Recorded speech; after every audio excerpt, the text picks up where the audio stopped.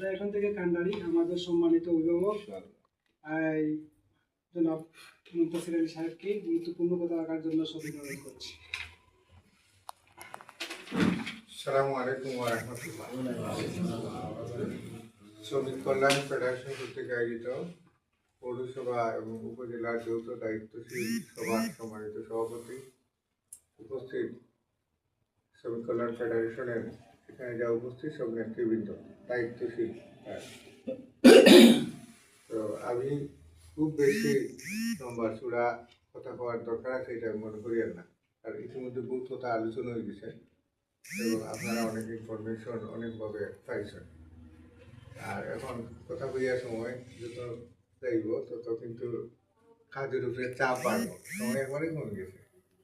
আমি সবার সরলভাবে যে কথাটা পিছন থেকে যে আমরা এই নির্বাচনী ঐক্যটা গড়িয়ে তুলছি আসলে বাংলাদেশের প্রচলিত যে রাজনৈতিক ব্যবস্থা, এই প্রচলিত রাজনৈতিক ব্যবস্থায় এখানে দুইটা দলই আলটিমেট এস্টাবলিশ হয়ে গেছে, দুইটা মার্কা এস্টাবলিশ হয়ে গেছে। এর বিপরীতে আমরা অনেকদিন যাবৎ ভোট আমরাও একলা করছি, যেমন ইসলামী একটা করছে, সর্বোচ্চ দলীয় সাফল্য মানে বাংলাদেশের পরে 20টা আসনের বেশি কখনো আমরা অর্জন করতে পারি। দলের সাফল্য এটাই বাংলাদেশ জামাত ইসলামী। আমরা 2-3 টার্মে 91 সালে ছিলেন 5 একটা আসন আমরা খেলাফত মজলিসের পক্ষ থেকে পাইছি। এরপরে 2001 সালে নড়াইল একটা আসন পেয়েছি।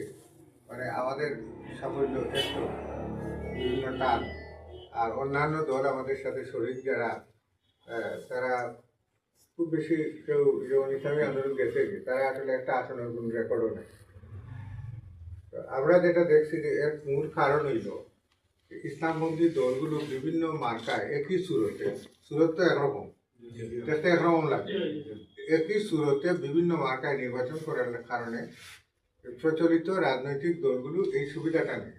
সুবিধা না হয় তারা যে আপনারা সকল এক হইয়া আইলে তোমরা বুঝি দিব, আসলে কতক্ষণ দিব দিত না, একবার বুঝে যাইব, কিন্তু এই কথাটা কিন্তু এস্টাবলিশ করে না বিভিন্ন দলে।